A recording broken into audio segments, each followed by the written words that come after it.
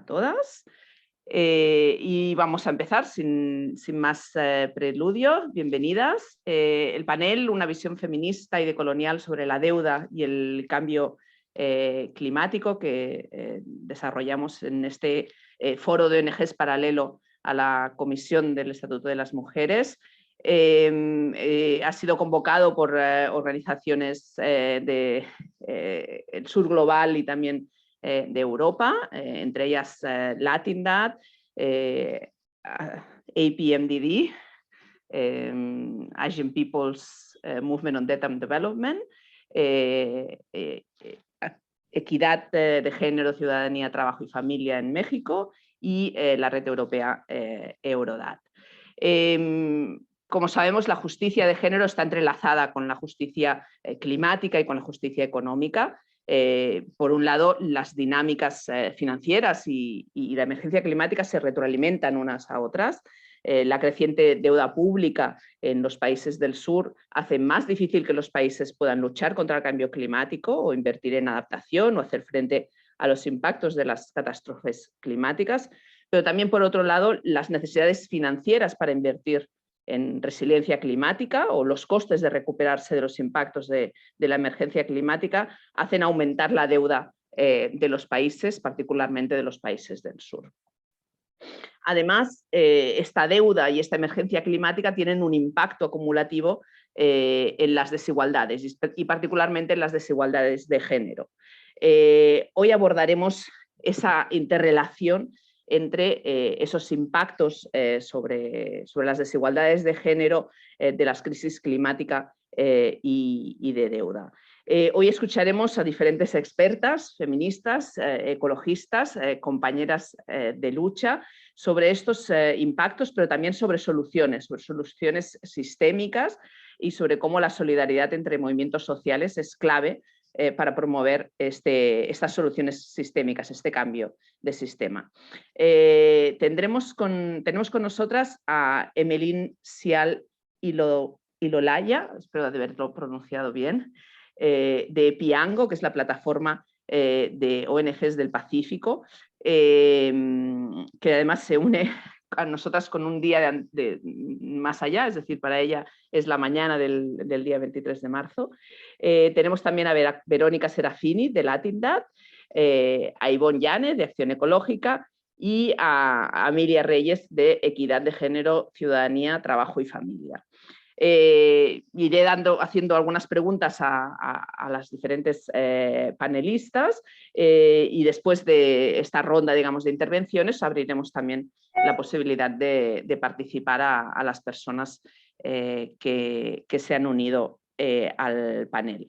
Mientras tanto, pueden aportar comentarios a través del chat o hacer preguntas a través de la función de preguntas y respuestas, Q&A, que tienen en la parte inferior de la pantalla. Y si les parece, sin más, vamos a empezar hablando de esos impactos de las emergencias climáticas y de deuda sobre las mujeres. Como os decía, Emeline Siale es directora de la Asociación de ONGs del Pacífico, Piango, y nos habla desde Fiji, desde Suva, en Fiji. Y Emeline, a ti te quería preguntar, tú vives en una de las regiones del mundo más vulnerables al cambio climático.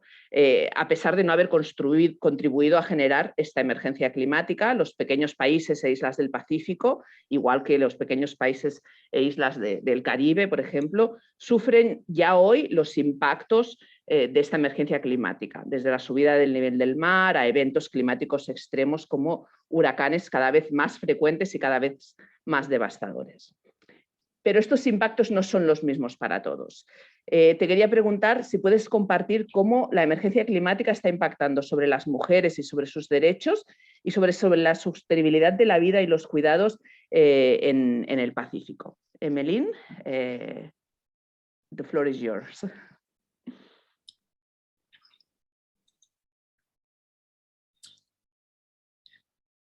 Thank you very much. Muchísimas gracias, Yolanda. Gracias por esas palabras de bienvenida y las presentaciones. Espero que me escuchen bien. ¿Sí? Bien, pues muchísimas gracias.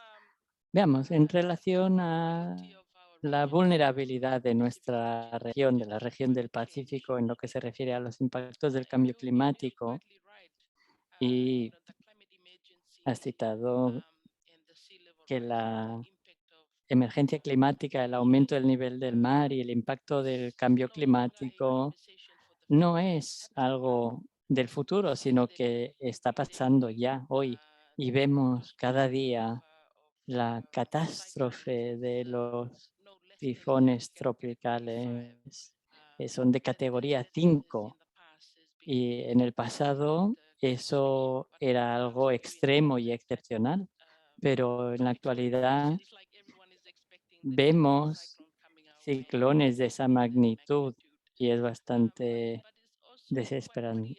Pero lo que también queda claro en cualquier crisis, incluyendo la crisis de la COVID-19, es que nuestras mujeres y niñas son las más vulnerables. Quizá también sea por la estructura del trabajo en relación a nuestra rol o función de género, ¿no? Desempeñamos una gran función en la economía de los cuidados y estamos en la primera línea, ¿no? En cuanto a el sistema educativo, el sistema sanitario, también la sociedad civil en cuanto a la respuesta humanitaria, todo está dominado por las mujeres. Así pues, lo que hemos podido ver, y es interesante en nuestra respuesta a la COVID-19, es que la resistencia y la resiliencia de nuestras mujeres, aquellas que han hecho frente en primera instancia son las mujeres. Yo diría también que con las crisis se ha visto los desequilibrios en cuanto a la función de las mujeres, ¿no? Que cargan con una doble carga de trabajo en el hogar, tanto a nivel nacional, pero en las esferas de toma de decisiones, las mujeres están ausentes y no creo que haga falta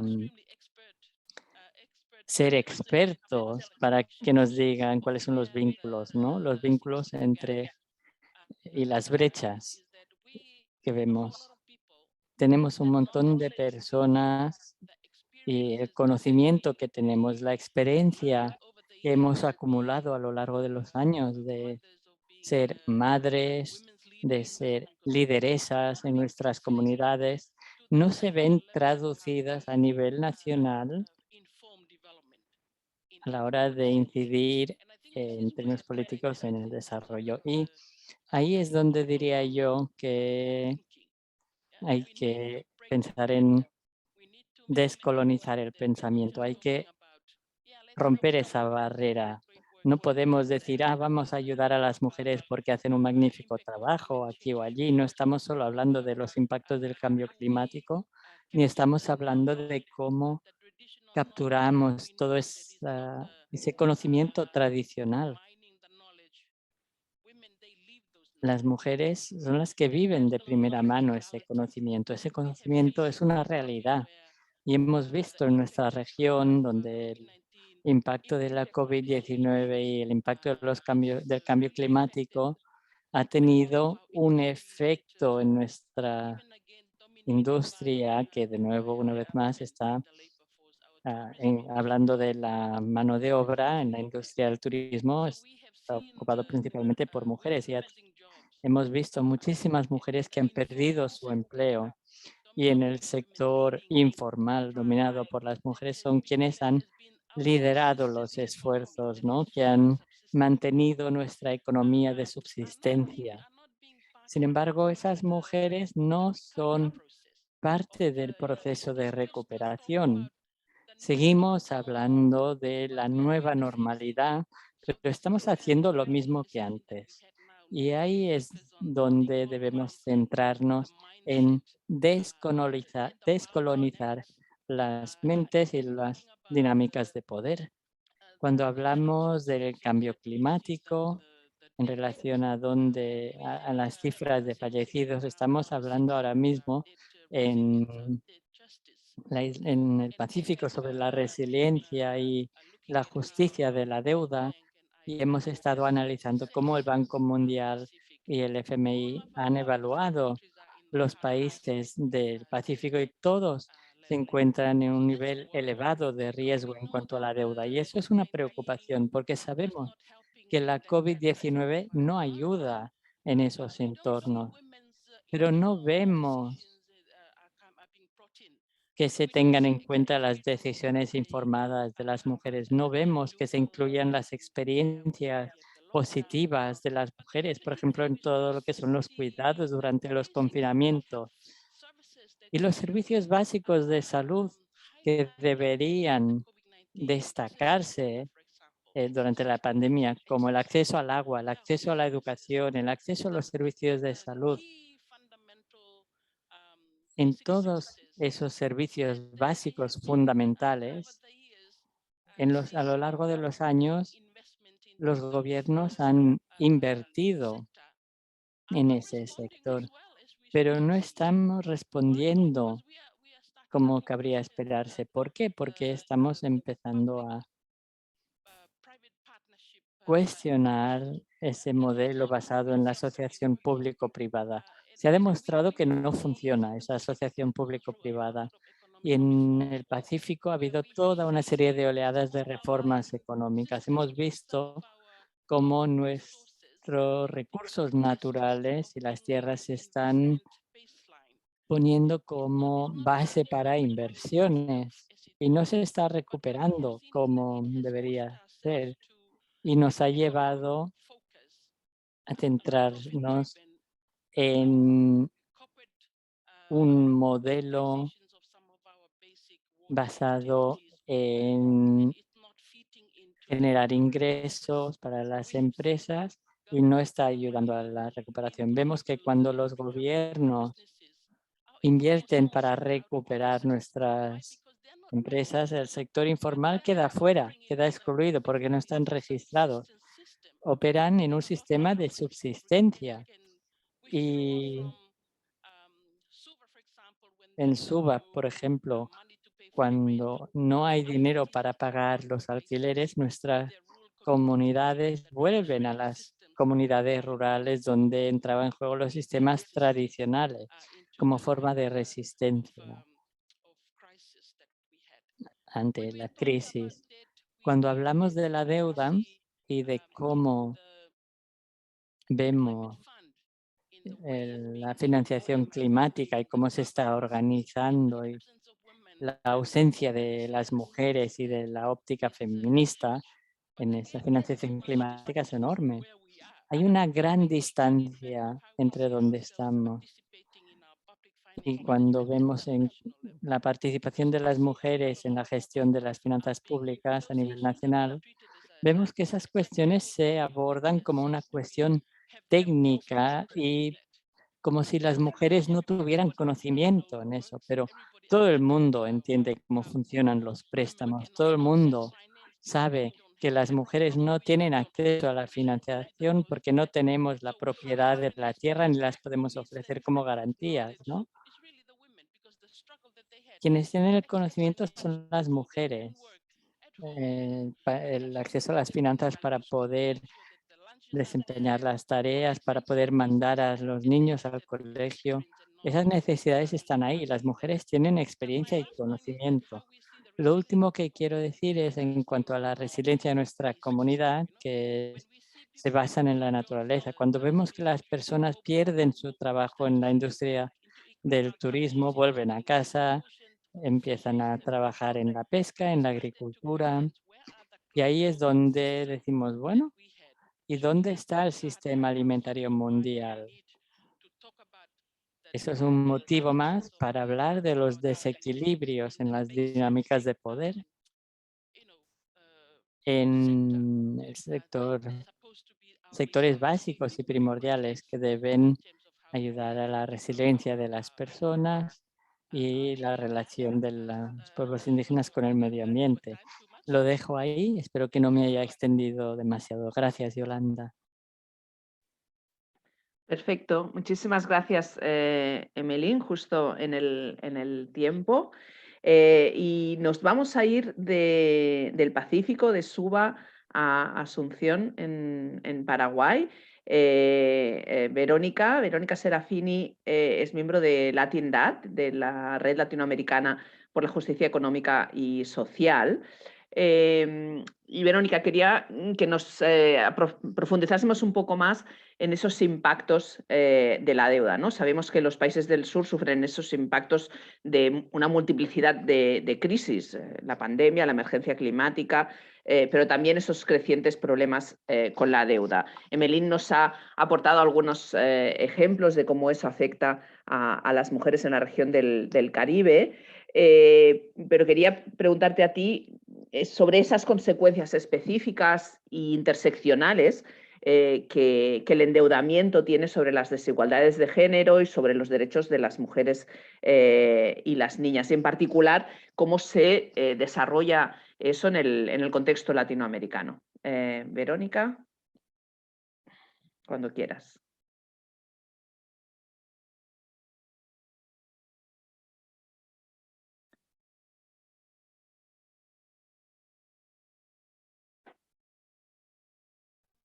Ahí. Gracias, Yolanda. Y bueno, qué gusto encontrarnos todas aquí a discutir un tema tan importante.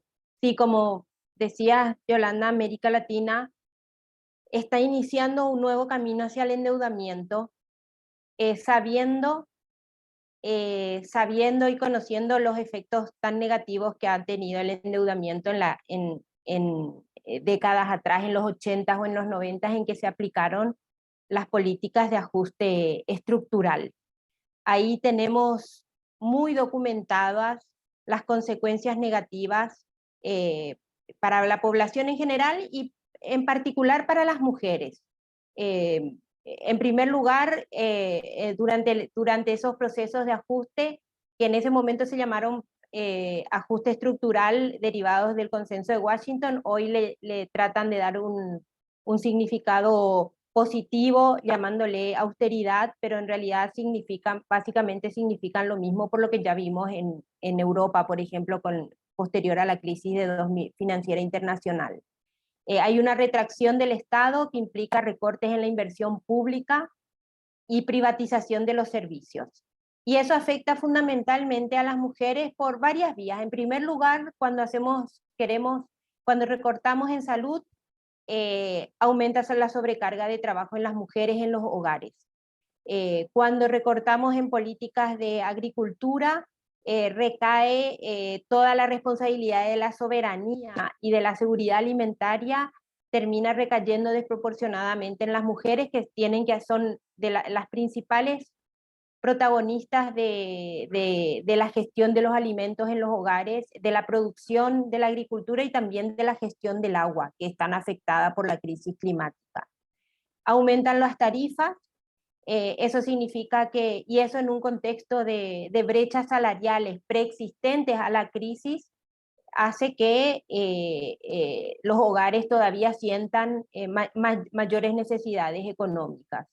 Y bueno, y en el mercado laboral, la pérdida del empleo, la retracción del Estado significa, por un lado, la pérdida del empleo en el sector público, como decía, una sobrecarga de trabajo, pero en el sector privado significa flexibilización laboral, que beneficia fundamentalmente al capital, porque la reducción de las contribuciones sociales, el aprovechamiento de la brecha de género, de la discriminación salarial de género, es por parte de las empresas que se aprovechan de esa desigualdad del ingreso y de la urgencia que tienen las mujeres de aceptar salarios más bajos. Esto ¿en qué se verifica? Por ejemplo, en la feminización de la pobreza en América Latina antes de la pandemia y después de 10 años, de más de 10 años de crecimiento económico.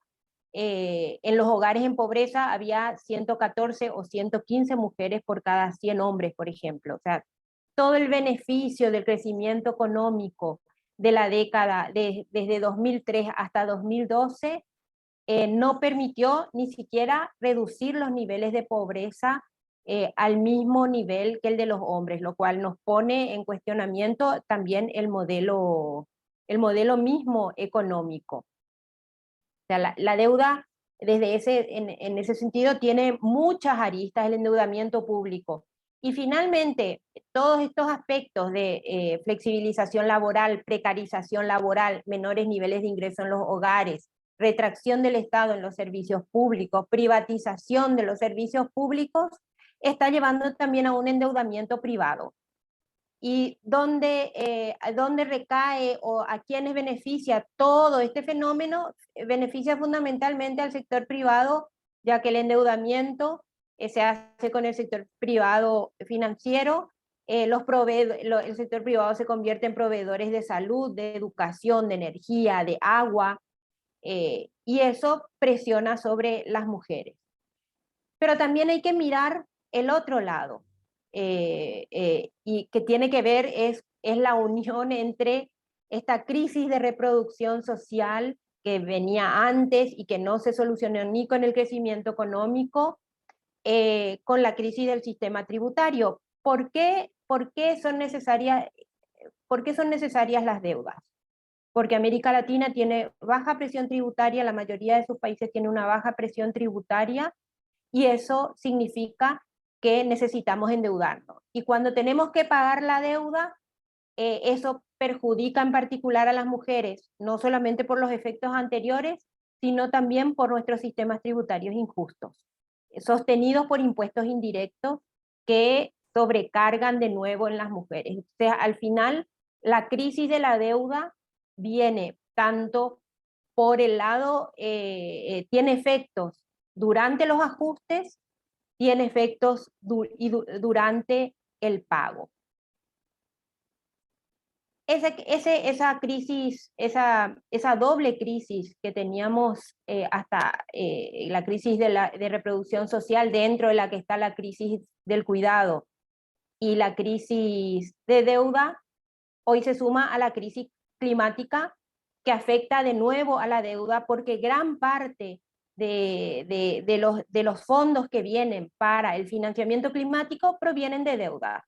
El 75% del financiamiento climático se canaliza a través de préstamos, que incrementan los niveles de deuda y que ponen en riesgo los avances que han tenido las mujeres antes de la pandemia, que decíamos que no han sido tantos, los retrocesos que en América Latina se están viendo, retrocesos de casi una década en la autonomía económica, por ejemplo, de las mujeres, y esos préstamos, ese endeudamiento de nuevo viene solamente para mitigar y no para adaptar o generar resiliencia. Y eso afecta de nuevo a las mujeres, que son las que están al frente, como dijeron antes, al frente de muchos procesos para sostener la vida de la comunidad, de la familia.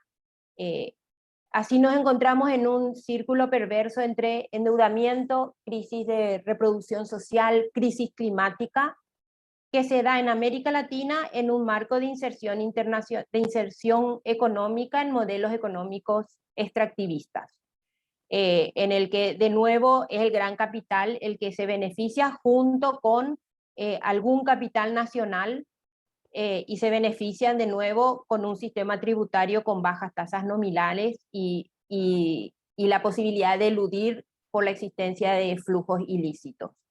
Esto de nuevo se vuelve en contra de las mujeres, porque para garantizar el repago de la deuda, los países profundizan su dependencia económica en sectores altamente extractivos como los hidrocarburos, la minería, la agroindustria, que aceleran la crisis climática y generan impactos ambientales y sociales negativos. Y lo que es peor, no generan tampoco condiciones para el trabajo decente de las mujeres. Volvemos a la deuda cuando necesitamos generar infraestructura para garantizar este modelo extractivista y generar infraestructura para mitigar el cambio climático.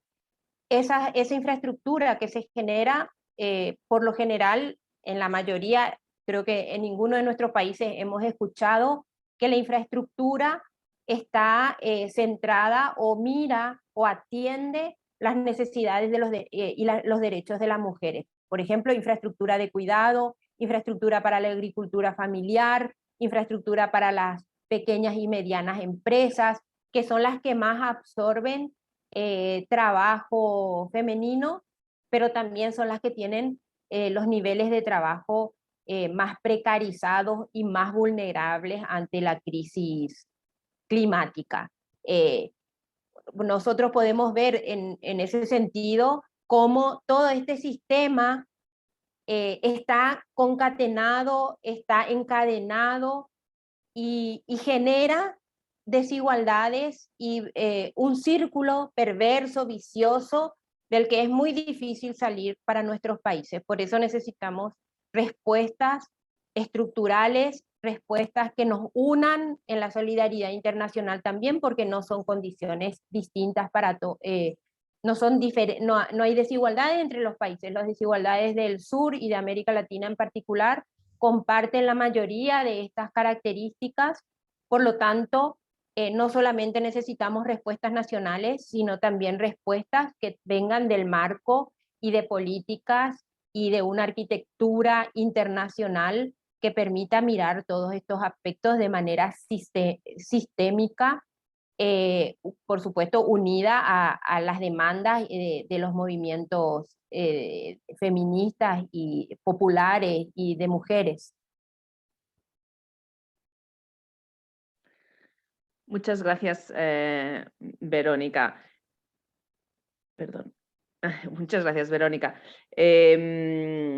Si os parece, vamos a pasar a una segunda parte del panel.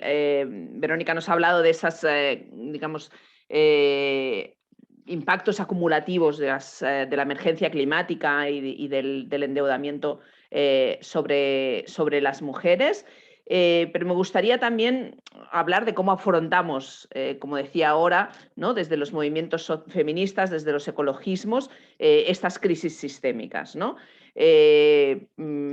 Para abordarlos es necesario abordar, algunos dirían una reforma, otros dirían una transformación absolutamente profunda del sistema económico, social, político, a nivel global, ¿no? Voy a dar la palabra a Ivonne Yáñez, cofundadora de Acción Ecológica en Ecuador. Nos quedamos en América Latina.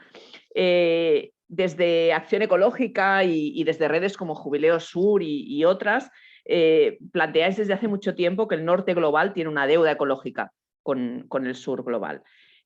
Cuéntanos un poco cómo este marco, el de la deuda ecológica, puede convertirse en una herramienta para promover esos cambios sistémicos que se necesitan, y qué papel juegan esos movimientos, tanto feministas como ecologistas, en la reclamación de esa reparación de la deuda ecológica.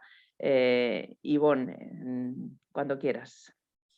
Muchísimas gracias, Yolanda. Un saludo a las compañeras que me acompañan en este panel y también a las personas que nos están escuchando ahora y que después nos van a escuchar en el internet, ¿no? Bueno, quizás, Yolanda, 2 minutos, porque yo sé que hay un público muy diverso que seguramente está escuchando ahora y que tal vez no está muy familiarizado con qué significa esto de la deuda ecológica, ¿no? Estoy casi segura que mucha gente no está muy clara, ¿no? Bueno, la deuda ecológica es una socioecológica, es una deuda histórica, ¿no? Es una deuda que en el caso de América Latina y el Caribe se inicia con la invasión y conquista de Europa a nuestro continente, a la Via Yala. Y claro, ha continuado durante 500 años y existe todavía y se sigue acumulando. Por un lado, por todos los impactos que significa, por ejemplo, la extracción y exportación de materiales e insumos a los países industrializados del norte global, llamamos. Por ejemplo, por la biopiratería, cuando se roban los conocimientos de los pueblos y las farmacéuticas pueden lucrar de eso.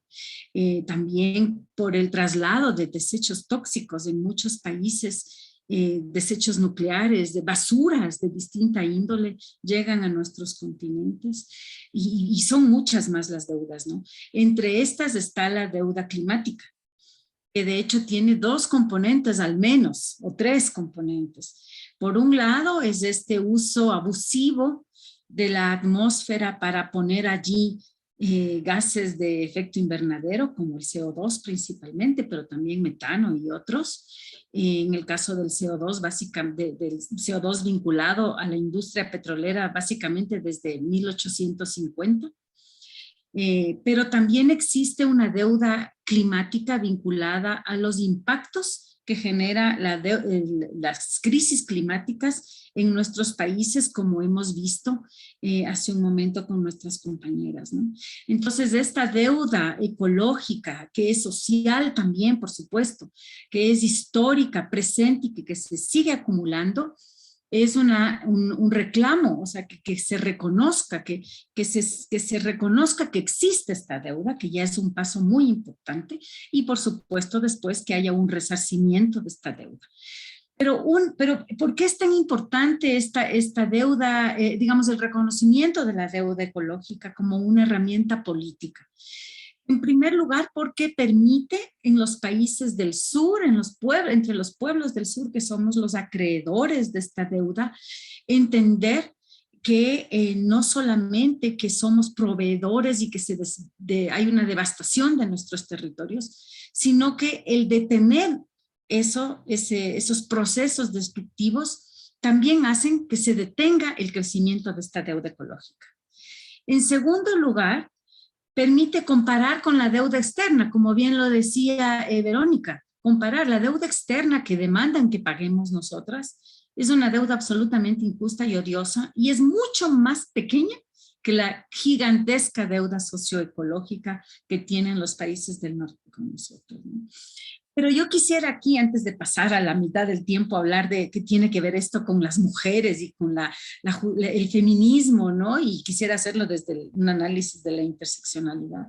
Es muy importante entender que esta herramienta política del reconocimiento de la deuda ecológica no solamente es útil para los movimientos de los países del sur, sino que también es una herramienta política para los movimientos y organizaciones justamente en el norte global. Porque el reconocerse como deudores de esta deuda por un modo de vida imperial, como dicen algunos amigos académicos, y ahora más que nunca con la guerra, vemos esta extrema dependencia que tiene Europa, por ejemplo, a los hidrocarburos, a los minerales que vienen de otros países, etcétera. El reconocerse que son deudores, se sirve también para decir que tenemos que parar esta devastación y que tenemos que cambiar las relaciones entre el norte y el sur y sobre todo tejer solidaridades con los pueblos del sur, entre los movimientos sociales, etcétera, etcétera. Entonces es una herramienta política para nosotros, pero también una herramienta política para las organizaciones y los movimientos del norte. Inclusive se podría ver desde una perspectiva distinta la inmigración en Europa, por ejemplo, desde una perspectiva de la deuda ecológica, ¿no? Pero bueno, en todo caso, digamos, creo que era importante hablar de esto y creo que es importante en este momento entender, digamos, qué tiene que ver el análisis de las deudas que existen, tanto la deuda externa y la deuda ecológica, lo que hemos hablado de la justicia climática, con el tema de las mujeres y de los movimientos de las mujeres y de los feminismos del sur. Si bien es cierto, se puede hacer un análisis desde la ecología política latinoamericana, que es lo que nosotras hacemos aquí, las compañeras que estamos en América Latina, y que además es una perspectiva que ha aportado mucho al debate internacional para entender los problemas ambientales y sociales globales, pero también podríamos darle una mirada desde el feminismo del sur. Y yo personalmente, en este caso, hablo desde mi persona, digamos, desde un feminismo del sur, muy vinculado al ecologismo del sur también, que es como muchas personas le llaman el ecofeminismo. A mí me gusta hablar del femi-ecologismo, porque, digamos, nosotras como feministas digamos, como ecologistas, nos hemos aproximado al feminismo y nos hemos enriquecido desde esa perspectiva. Entonces, desde la perspectiva, digamos, de femi-ecologista del sur, entendemos también que puede analizarse estos problemas desde una interseccionalidad un poco diferente. ¿Y por qué digo un poco diferente? Porque normalmente esta herramienta poderosa de la interseccionalidad, que me parece súper valiosa como una categoría de análisis y de entender los problemas, que es entender que hay muchos sujetos que son, que tienen como que se solapan las opresiones sobre el mismo sujeto, ¿verdad? Hemos visto claramente, si eres una mujer empobrecida de un país del sur, de un país del Pacífico, el cambio climático va a tener una suma de impactos sobre esa persona, sobre esa mujer, por ser pobre, por ser del sur, por vivir en una isla, etc. Entonces, la interseccionalidad es muy útil en este caso. Lo mismo podemos hacer un análisis desde la interseccionalidad del sur. Por ejemplo, lo que ocurre con los problemas que causan el cambio climático, que es, por ejemplo, la extracción de petróleo, gas, carbón en nuestros países. Podemos decir claramente que las mujeres que viven en la Amazonía ecuatoriana, por ejemplo, preguntarnos por qué las mujeres de la Amazonía ecuatoriana tienen el triple de cáncer que los hombres en la Amazonía ecuatoriana. Es exactamente por las mismas razones por las que hace un momento tanto Verónica como Emelín hablaron. Las mujeres amazónicas tienen que lavar la ropa en los ríos contaminados. Las mujeres amazónicas tienen que cuidar a los enfermos y vivir junto al mechero que les enferma. Y claro, por eso hay 3 veces más de cáncer entre las mujeres amazónicas, que son indígenas, pobres, campesinas, etcétera. Entonces, la interseccionalidad. Y para ir terminando, yo lo que quisiera es, digamos, como una propuesta que hacemos también desde el feminismo a las organizaciones feministas, es entender a la interseccionalidad también, no solamente como sujetos, personas, mujeres o humanos, sino entender también que la interseccionalidad puede entenderse desde un punto de vista de que hay sujetos no humanos, como por ejemplo los sujetos animales, plantas y microorganismos, no sé, que son sujetos que pertenecen, al igual que la especie humana, a la naturaleza también. Y la naturaleza, digamos, es como una interseccionalidad vista cruzada. ¿Qué quiero decir con esto? Ojalá que las traductoras me puedan traducir. Cuando tú tienes una interseccionalidad de suma de opresiones en un sujeto, es una cosa. Pero tú puedes tener varios sujetos humanos y no humanos, que son frutos de la misma opresión. Es como una interseccionalidad cruzada e inversa. ¿Por qué? Porque tanto las mujeres como la naturaleza, por ejemplo, en este caso, son sujetas de la misma opresión. Es decir, naturalezas sometidas por el capital, naturalezas apropiadas por el capital, naturalezas convertidas en trabajadoras oprimidas por el capital, como por ejemplo todas las falsas soluciones al cambio climático. Tú tienes que son los bosques que están sometidos a ser trabajadores del capital para, en teoría, absorber las emisiones de los gases de efecto invernadero. Entonces, es una propuesta, y con esto quiero terminar. Es una propuesta que queremos hacer desde el femiecologismo y es unir las luchas de las mujeres, de los feminismos comunitarios, territoriales del sur y del norte, al mismo tiempo unirlas con las luchas que estamos dando las ecologistas y los ecologistas en el sur, por ejemplo, para el reconocimiento de los derechos de la naturaleza. Entonces, creo que es una conjunción de luchas que nos permiten enfrentar el reclamo de la deuda ecológica, porque además es una deuda ecológica con los humanos del sur, pero también es una deuda ecológica con los no humanos en el planeta, ni siquiera solamente en el país del sur. Entonces, con esto nos va a permitir efectivamente tejer puentes, tejer alianzas, no solo solidaridades, sino sobre todo articularnos y aliarnos fuertemente para enfrentar al capitalismo que es extractivista, neocolonial, patriarcal, etc. Muchas gracias.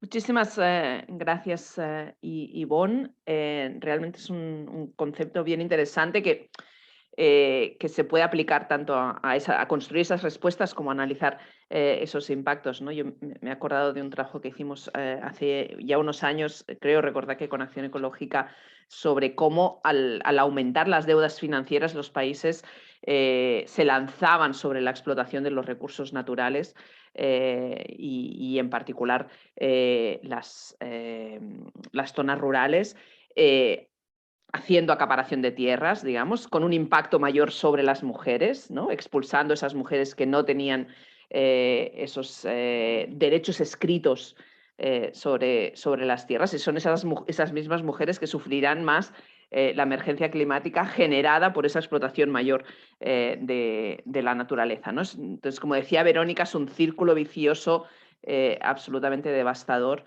Y ese concepto de interseccionalidad cruzada creo que nos ayuda bastante a entender esa intersección, ¿no? Vamos con nuestra última panelista y así dejamos un poco de espacio también para participación. Emilia Reyes es coordinadora de políticas de género y presupuestos de equidad de género, ciudadanía, trabajo y familia en México. Bueno, y Ivonne ha planteado por una banda ese reclamo de la reparación de la deuda ecológica, el reconocimiento primero y de la reparación, que en realidad constituye una aproximación absolutamente decolonial a las relaciones norte-sur, ¿no? Le da la vuelta a esas dinámicas financieras que desde el norte global se imponen o se reclaman, ¿no? Te quería preguntar en esa línea, digamos, qué otras propuestas, qué otras respuestas aporta el feminismo desde esa misma mirada decolonial, ¿no? Que nos ayude a abordar esa multiplicidad de crisis y en particular la emergencia climática y esa emergencia que genera esa deuda financiera creciente vinculada con esa deuda ecológica que también se sigue acumulando. Emilia, cuando quieras. Muchas gracias. Y bueno, es un mega lujo estar aquí con ustedes, con las panelistas que me precedieron. Estoy casi que no quiero hablar yo, sino volverme yo la moderadora y preguntarles a todas ustedes, incluyéndote, Yolanda, porque he estado leyendo mucho también tu trabajo últimamente, de nuevo para la CSW.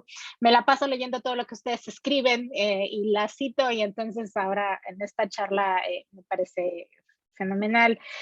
En realidad quería, más que decir cuáles son las propuestas feministas, decir que, pues que nos despiertan ustedes muchos retos, ¿no? Porque aquí en la CSW, digamos, está este espacio que está muy claramente articulando los vínculos y me pesa muchísimo que no hay una sola referencia a deuda en el documento, ¿no?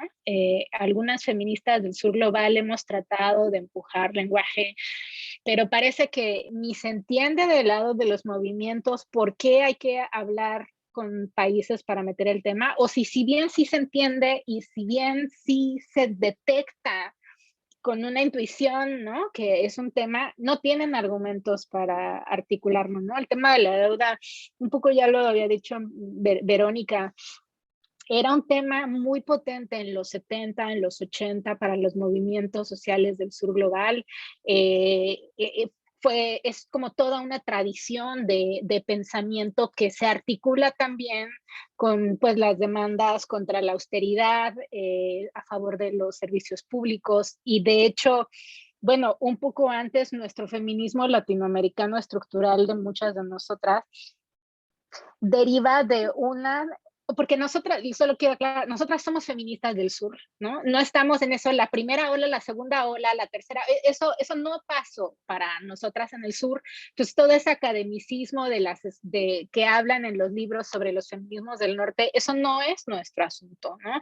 Nosotras sabemos mapear cuando hay un feminismo neoliberal, cuando hay un feminismo liberal, cuando hay un feminismo de la igualdad, un feminismo de la diversidad, pero sobre todo además en América Latina, cuando hubo un feminismo socialista que deriva de Federico Engels, que también, así como habla de la división geográfica del trabajo, habla de la división sexual del trabajo.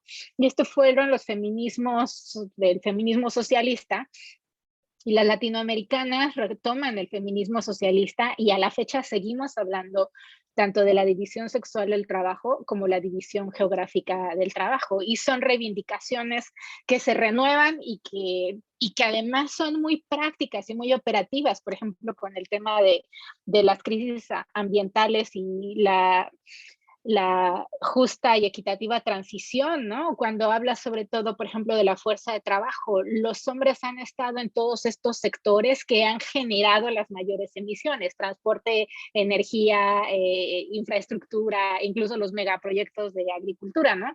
Cuando dices, vamos a hacer una justa transición y vas a invertir para nuevo, economía, tal, es agarrar a los hombres de acá y llevarlos para acá, entonces vas a invertir en un nuevo orden supuestamente verde, limpio, con los hombres otra vez recibiendo acceso pues al empleo, a las prestaciones, a seguridad social, toma de decisión, y no tocas o sea, tocas lo productivo, pero no tocas la otra parte que también es productiva, que subsidia ese otro dinámica. Y de nuevo, bueno, lo podemos hacer más complejo de quiénes son quienes están en esos territorios y hacer el vínculo con la división geográfica del trabajo, de quién expropia qué, quién toma las decisiones de qué y quién recibe los impactos de esta extracción, ¿no? Pero bueno, para mí es muy importante porque son nociones que se renuevan, que son sumamente complejas, pero también muy fundamentales y que reivindicamos en nuestro análisis. Y que parece que no toca ni a nuestras conversaciones con nuestros feminismas aliadas del norte global, porque están, quién sabe en qué debates. Y para nosotras es muy importante porque implica la vida cotidiana de nuestros grupos, de nuestras realidades. En todos nuestros países tenemos pueblos indígenas con quienes tenemos deudas históricas también coloniales bestiales, pero vemos allí también tanto el impacto colonial como el impacto de la división sexual del trabajo, ¿no? Entonces son como escaladas, espirales, y yo siempre digo cosas que me parece que ya las repito en todo el lado, pero es porque estoy muy sorprendida, que el 6% de la población en el planeta son pueblos indígenas y sostienen el 80% de la biodiversidad, ¿no? Hay allí un conocimiento, por un lado, aún en esas realidades de discriminación, de opresión, de exclusión que han vivido, y aún así ahora es otro subsidio más al que hay que añadir a nuestro análisis feminista, ¿no? Decimos el sur global subsidia al norte global, las mujeres subsidian la economía entera, los pueblos indígenas están subsidiando la vida entera del planeta en este momento, ¿no? Entonces, esos son estos diálogos que tenemos que hacer, expandir nuestras conversaciones, porque en efecto es como una convivencia distinta con en los ecosistemas y en la integralidad de los ecosistemas, donde los seres humanos formamos parte también del ese ecosistema, ¿no? Estoy de acuerdo cuando estamos haciendo ya nuestro análisis contra las soluciones falsas y tal, pues es muy importante que articulemos todos estos elementos. Y son dialogías que tenemos en el sur y que parece que no llegan a tocar al norte, ¿no? Por un lado con nuestros otros movimientos, pero por otro lado también a la inversa. Sí veo que este tipo de discusiones parece que son muy sofisticadas y me preocupa mucho que no tengamos lenguaje de deuda en las SW, cuando el tema de deuda es un tema histórico de las demandas feministas desde los 70s muy fuertemente, y no sé qué pasa y ahora tenemos que volver a posicionarlo, pero es lo mismo que ocurre al no tener lenguaje global, ¿no? O sea, todo, tanto en la Convención Marco de las Naciones Unidas como ahora, nos dicen que las soluciones deben ser nacionales y locales, y dónde está lo local, y sí, pero lo que nos habla este panel y muchas otras experiencias de distintos movimientos sociales es que necesitamos una articulación global, necesitamos entrar también a esa dinámica, y muchos movimientos sociales o bien están en una mirada en silos, ¿no? En sus temas, o bien a la hora de articulación regresan a su realidad inmediata que eso me parece muy sensato, ¿no? O sea, creo que también, no he podido articular bien eso, pero estamos viviendo un momento en el que los movimientos del sur global están enfrentando, por un lado, la emergencia y requieren mucho tiempo para lidiar con la emergencia. Mucho tiempo, muchas herramientas, muchas habilidades para reaccionar a la emergencia, sobrevivir, incluso reparar. Pero otras que sí están trabajando también, pues es en soluciones sistémicas como economías circulares, espacios de cuidado comunitario, en fin. Y eso lo tenemos que todavía sumar a una articulación macro, que tampoco hemos podido hacer esos vínculos verticales, ¿no? Pero sí me pregunto por qué estos temas que son tan fundamentales, no hay lenguaje vinculante sobre deuda a nivel internacional, estamos peleando no solo por este órgano global de reestructuración de la deuda que ayude a que no sean los países ricos los que decidan cómo se va, es como cómo se resuelve un problema de deuda, como los jefes con los sindicatos, ¿no? No quieren sindicatos para negociar uno con uno, y entonces oprimir cuando todo el mundo tiene una deuda. Sabemos que hay mejores condiciones para renegociar. En fin, te podía yo entrevistar a ti, Yolanda, para que nos cuentes mejor estas dinámicas, pero es que me parece grotesco lo que tú describes también, Yolanda, en tu artículo sobre cómo son los países en la crisis climática.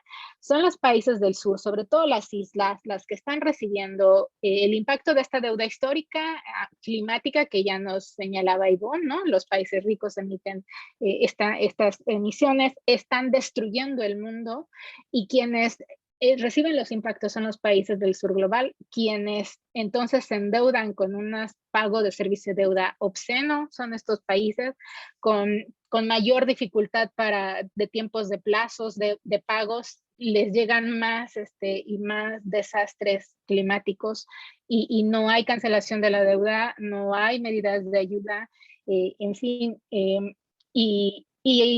y este dato que ya nos decía Verónica, de que el 70% del financiamiento climático es en forma de deuda. Entonces, es como si necesitáramos hacer un paso para atrás como movimientos sociales y volver a hablar de qué pasa, ¿no? Y lo digo porque parece que no logramos tocar a los países ricos, no los logramos tocar ni por procesos vinculantes, ni por procesos políticos. Nos dicen que no es lenguaje acordado o whatever, y entonces no los tocamos, y los países del sur siguen con sus problemas locales. Hay mucho trabajo regional, pero no logramos hermanarnos para enfrentar a estos grandes países, y en mi experiencia en los últimos 3 años no hemos podido articularnos para enfrentar a estos países. Y yo voy a cerrar con una frase que cada vez la tengo más clara, ¿no? Los principales violadores de los derechos humanos de las mujeres en el sur global son los países ricos. Esos son los responsables y los primeros que tienen que pagar la reparación, y los primeros que tienen que garantizar la igualdad de género y entre mujeres y hombres en el sur global son los países ricos, porque están haciendo un cúmulo de impactos, no solo del impacto climático, el impacto de deuda con esa extracción que están haciendo, más la extracción colonial de siempre que han hecho con este sistema capitalista depredador, los flujos ilícitos. Pero además, algo fundamental, con esta pandemia se habían apropiado ya de la propiedad intelectual para todos los esquemas de salud, tecnología, se apropiaron de las vacunas, se vacunaron entre todos. Tenemos ahora lo que le llamamos un genocidio en el sur global, porque está esta apropiación en el norte global. O sea, es brutal. Y no podemos seguir pensando que el problema es la corrupción en el sur o la falta de mecanismos democráticos en nuestros países. Sí hay una dinámica global muy grave. la deuda ahora en el punto más nodal, más en pico, agravando la recuperación para la sostenibilidad de la vida en este momento. Y más que nunca es urgente este diálogo entre distintos movimientos, distintas experticias, y señalo yo además, con el sur global liderando la generación de conocimiento y también con una alianza muy, muy clave con organizaciones en el norte global, operando y trastocando y rompiendo, quebrando ese hermetismo político que tienen estos países actualmente, porque si no hacemos eso, este lapso de 10 años que nos advierte el reporte del IPCC de tenemos 10 años para girar y quedarnos bajo el 1.5 o ya no podremos recuperar la vida en el planeta como la conocemos actualmente. Esos dos elementos, conocimiento del sur global, liderazgo norte global, articulando y rompiendo ese hermetismo y rompiendo estos bloques y movilizando estas voluntades políticas, no creo que vayamos a llegar a mucho, ¿no? Y este panel tiene grandes propuestas, análisis, es algo que creo que sigue después una estrategia de movilización. Gracias, Emilia. Además, me lo has dejado ahí en el punto que yo quería como ahondar un poco, ¿no? Viendo que no hay de momento preguntas o comentarios de las participantes y animando a que incluso levanten, no sé si se puede pedir la palabra, creo que sí, pero podríamos dar, digamos, la palabra si alguien quisiese participar. Es cómo generamos esa movilización, ¿no? Tanto en el norte como en el sur global, ¿no? ¿Cómo podemos profundizar ese enlace entre diferentes movimientos, entre el movimiento feminista, entre el movimiento ecologista, con el movimiento de deuda que se ha ido recomponiendo poco a poco a partir de esta nueva crisis financiera, ¿no? Siempre que resurge, digamos, el problema, resurgimos también los movimientos sociales, pero a veces nos cuesta ganar fuerza y velocidad, ¿no? Pensaba en algo que ha comentado Verónica, que a mí me parece importante y que normalmente no lo consideramos, no lo ponemos en el centro, que es cómo todo cómo el proceso a través del cual el endeudamiento público se convierte en recortes de servicios públicos, de salarios, precarización, y eso hace que aumente la deuda de las familias y particularmente la deuda de las mujeres y particularmente la deuda de las mujeres más precarizadas, ¿no? Y cómo podemos también vincularnos con esos movimientos que están surgiendo en los barrios, en las ciudades, de resistencia a esas estrategias, ¿no? Esos movimientos comunitarios que seguramente son los que tienen más fuerza para generar dinámicas y realidades diferentes, que son movimientos que son mucho más cuidadosos con la transformación de consumo, de energética, de relación con la madre tierra en la que tenemos que ir avanzando, ¿no?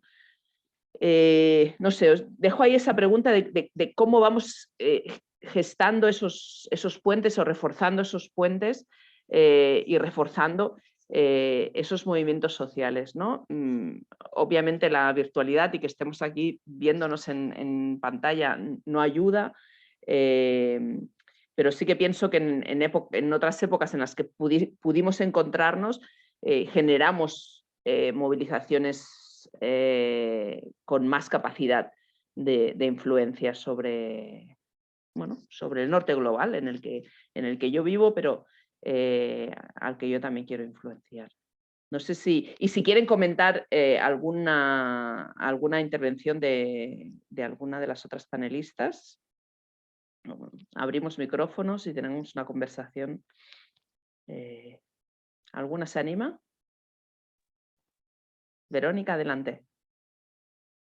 Sí, continuando lo que estabas señalando en el sentido de cómo hacemos Yo creo que tenemos el gran desafío desde las organizaciones como la que estamos, que tenemos el contacto también con los movimientos sociales, los movimientos feministas, entrar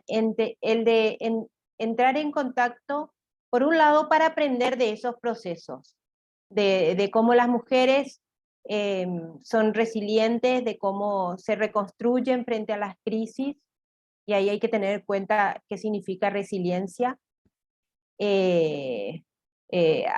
Tenemos que deconstruir todos esos términos: resiliencia, inclusión financiera, que hablaste, vinculado al endeudamiento privado.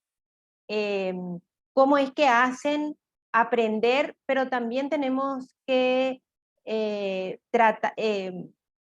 vincularnos de manera a poder entender que esos procesos devienen de procesos globales también. No son procesos que se dan, y bueno, ahí tenemos cada uno nuestro valor agregado.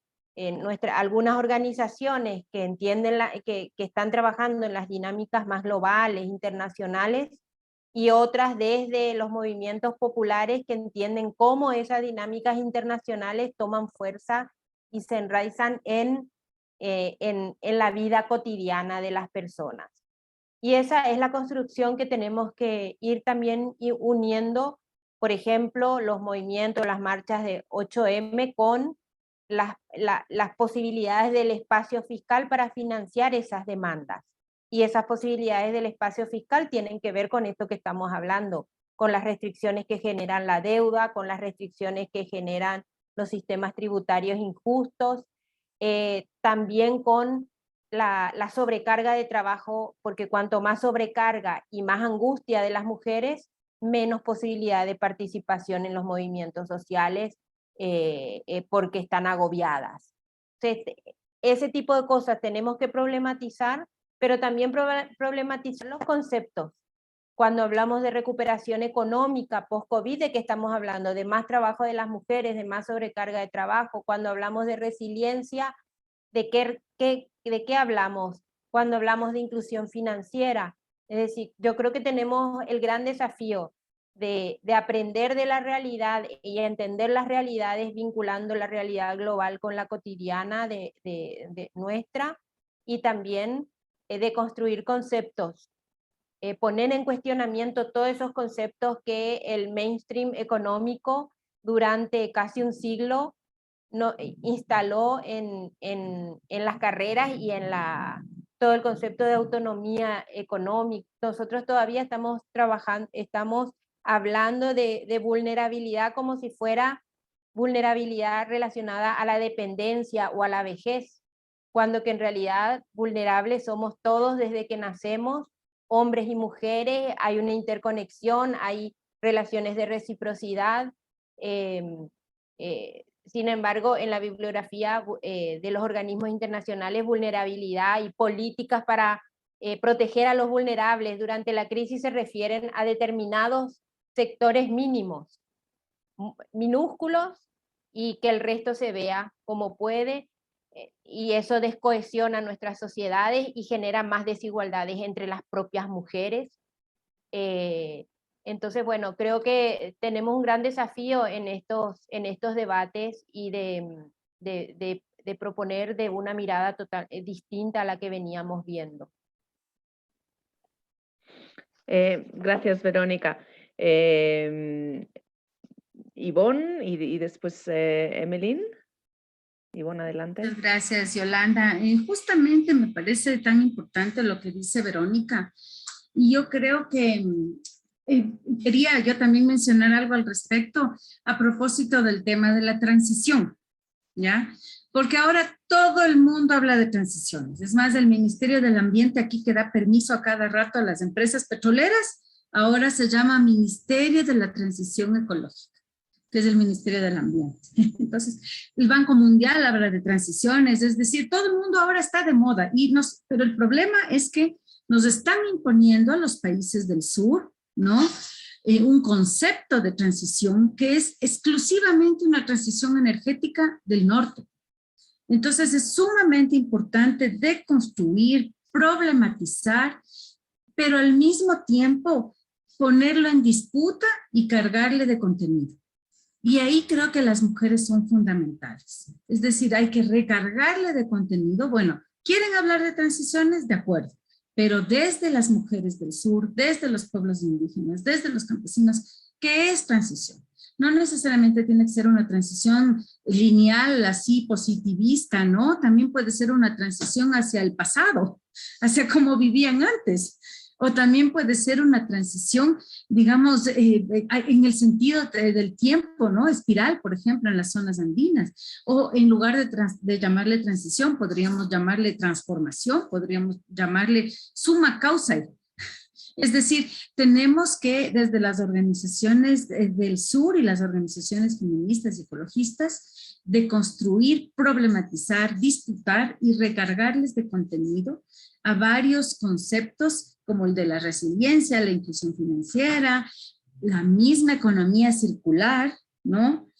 También las transiciones y por supuesto todas estas soluciones frente al cambio climático también, ¿no? Ahora instrumentalizan a la naturaleza, soluciones basadas en la naturaleza y no son más que conceptos totalmente y propuestas absolutamente capitalistas y neoliberales.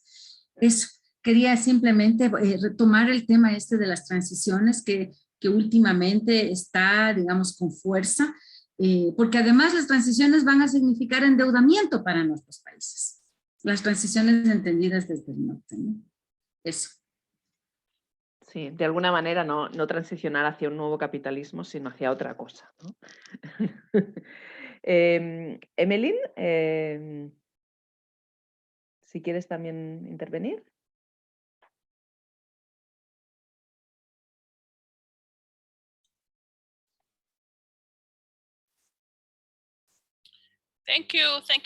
Muchas gracias por esta oportunidad. Y solo quería añadir a lo que han dicho Ivette y Verónica sobre las soluciones que intentamos encontrar. Hay una presión que se ejerce por parte de nuestro gobierno que se encuentra en una situación de alto riesgo. Empezamos a ver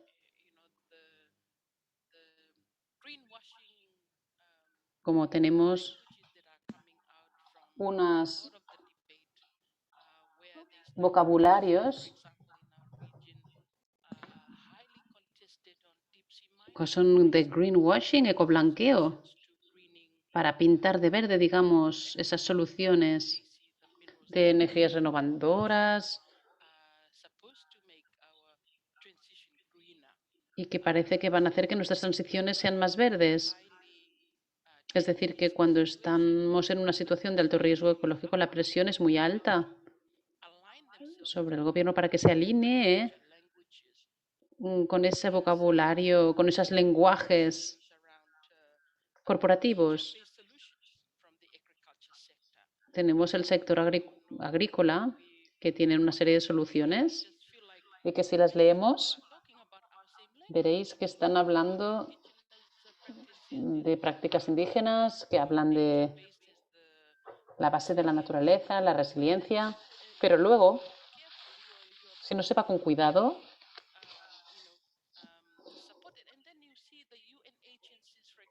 vemos como las agencias de las Naciones Unidas están apoyando, invirtiendo en corporaciones grandes donde los pequeños sistemas familiares de granjas familiares pequeñas quedan fuera.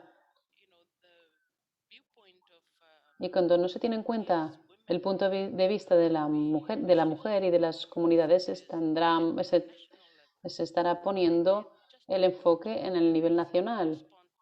Y para responder a lo que preguntabas tú, Yolanda, ¿qué pueden hacer los movimientos de la sociedad del norte para ayudar en esto? Quizás ser un poco más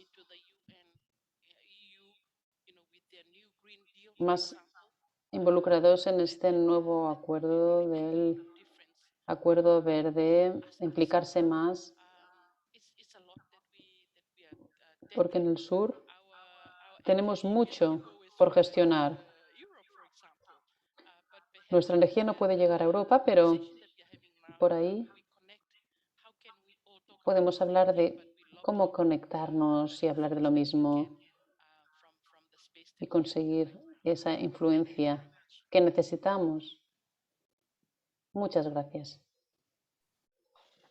Muchísimas gracias, Emerín. Creo que tienes absolutamente toda la razón en que deberíamos ser mucho más, al menos desde el punto de vista europeo, críticos y darle la vuelta a lo que hay detrás de ese discurso, por ejemplo, de la Unión Europea sobre el Green New Deal y la transición verde, que no deja de ser una parte muy importante de greenwashing y de capitalismo verde, absolutamente basado en los recursos energéticos y minerales, específicamente, de países del sur. Es una transición que tiene sus patas, digamos, ancladas en los países del sur, porque sin ellos no tirará adelante. Y por lo tanto es nuestro rol y nuestra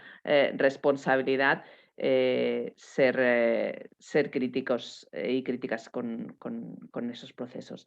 Emilia, te voy a dar la palabra y como veo que no hay más participación y nos estamos perdiendo participantes, creo que vamos a cerrar contigo.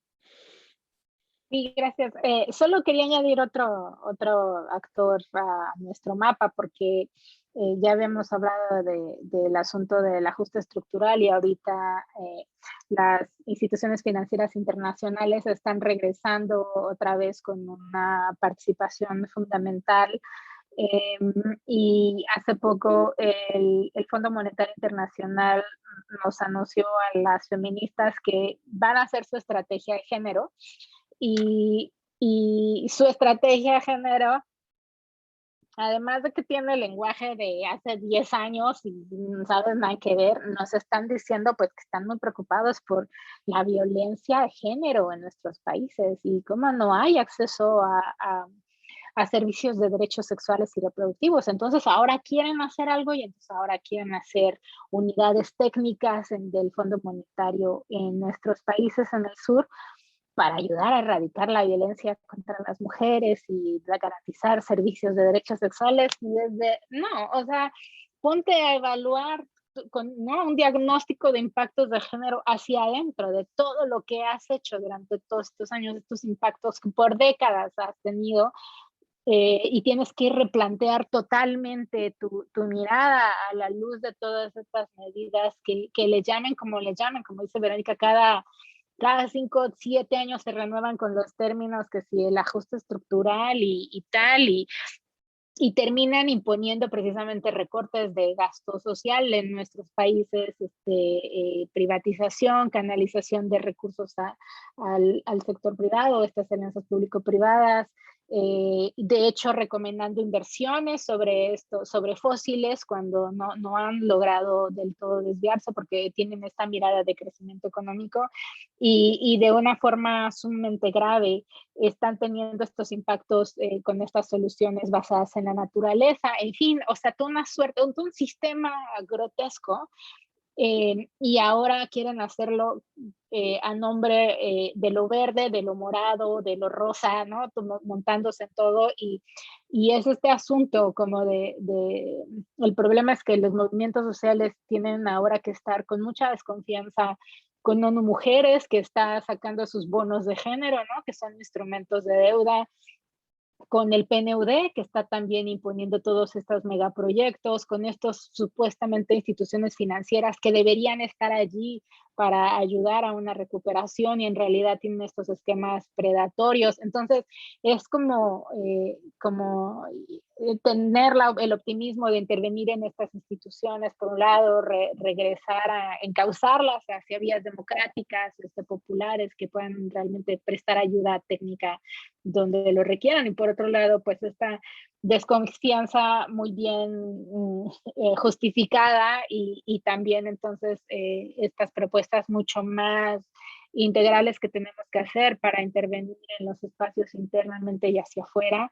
Y pues bueno, solo eso, que nuestras agendas también están siendo cooptadas por estos actores y ahora el Fondo Monetario está muy preocupado por erradicar la violencia contra las mujeres, ¿no? Di Verónica. Sobre el tema de la violencia, lo que pasa es que hay estudios que demuestran que la violencia reduce la productividad. Entonces también hay que cuestionar el rol instrumental de las políticas para las mujeres y no por ser un derecho a vivir una vida libre de violencia. Entonces toman un tema nuestro y lo convierten en una cuestión de nuevo a favor de otros, o del capital o de la empresa, y no para garantizar los derechos de las mujeres. Sin duda está claro que el FMI está preocupado, si de alguna manera está preocupado por las mujeres, es por si somos suficientemente productivas, sobre si aportamos suficientemente al mercado de trabajo, y por eso aborda la cuestión de las violencias o aborda la cuestión de género, la única aproximación a nuestra existencia de alguna manera, porque no a nuestros derechos, niegan absolutamente su responsabilidad respecto a los derechos humanos y respecto a los derechos de las mujeres, y la única aproximación es si nuestro trabajo va a hacer subir el PIB o no. Esa es su única preocupación, de la misma manera que esa es la misma aproximación que tienen al cambio climático. Es decir, cuando hablan de emergencia climática y de que van a incorporar la emergencia climática o el cambio climático a sus análisis de sostenibilidad de la deuda, la única mirada que tienen es a los riesgos que esa emergencia climática pone ante el crecimiento económico. No en absoluto desde una perspectiva de derechos, de impactos, de necesidad de financiación climática y ni mucho menos de restitución de deudas climáticas. Pues si no hay nada más, vamos a dejar esta conversación aquí, que no este trabajo. Vamos a seguir trabajando con todas ustedes y con todas las organizaciones y redes y movimientos que tengan ese interés en esa intersección entre emergencia climática, emergencia generada por el endeudamiento y por ese reconocimiento de las deudas ecológicas, sociales y climáticas y su restitución. Y también esa restitución de la deuda con las mujeres. Muchísimas gracias, Emeline, Verónica, Emilia, Ivonne. Ha sido un placer realmente estar con ustedes esta noche. Nos volveremos a encontrar, seguiremos trabajando. Y invito a todo el mundo a seguir el resto de paneles en este foro de ONGs del CSW, porque realmente hay debates extremadamente interesantes para darle la vuelta a las cosas. Muchas gracias, Yolanda. Un gusto estar Muchas con gracias. Gracias a las Gracias a traductoras. todas. Thank you so much. Gracias, Yolanda, por moderar.